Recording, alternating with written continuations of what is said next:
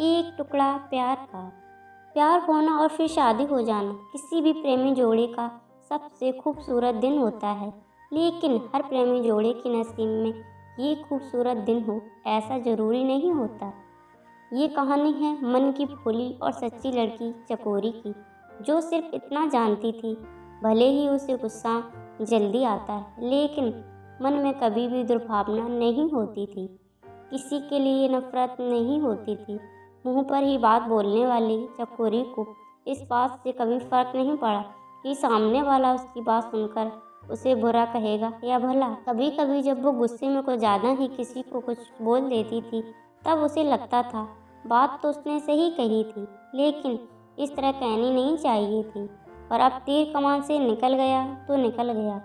उसने गलत बात कही होती तो वो माफ़ी भी मांग लेती, लेकिन सही बात कहकर खुद ही माफ़ी मांग लेना उसे सख्त नापसंद था। या सीधे शब्दों में कहें तो उसने आज तक कभी किसी से माफ़ी मांगी ही नहीं थी। अपने वसूलों पर चलने वाली चकोरी की ज़िंदगी में तकलीफ़ें हमेशा डेरा जमाए रहती थीं। वो दुखी होती, अकेले में रोती, लेकिन मजाल है उसकी आंखें उसके रोने की चुगली कर सकें।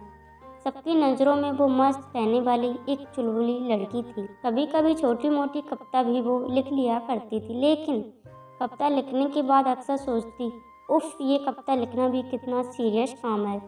मेरे चेहरे पर सीरियसनेस बिल्कुल अच्छी नहीं लगती। बात हो रही थी चकोरी के प्यार की।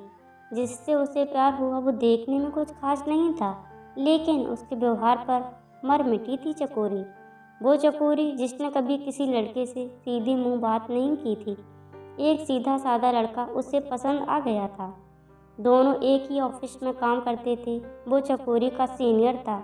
नाम था प्रांजल, अपने नाम की तरह ही सरल और सुबोध। अक्सर लोगों को पहली नज़र में ही प्यार हो जाता है, लेकिन चकोरी के मामले में ऐसा बिल्कुल भी नहीं था। पहली बार जब उसने प्रांजल को देखा था, तब उसने सपनों में भी नहीं सोचा था कि यही इंसान उसका प्यार बन जाएगा। उनकी मुलाकात थी ही कुछ ऐसी। जुलाई का उमस भरा महीना था। चकोरी की कंपनी में आज ही नया मैनेजर आने वाला था।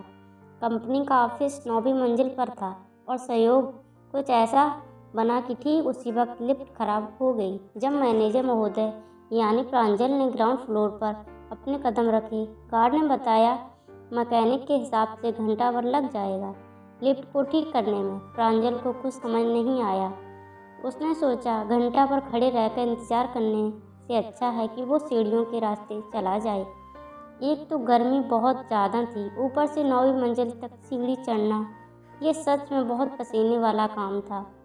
प्रांजल पसीने से तर होकर अपने गहरे रंग को और गहरा करके वास के केबिन में पहुंचा ही था कि तभी चकोरी भी वास के केबिन में दाखिल हो गई।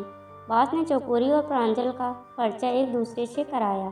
प्रांजल चकोरी को देखते ही उसे पसंद कर बैठा।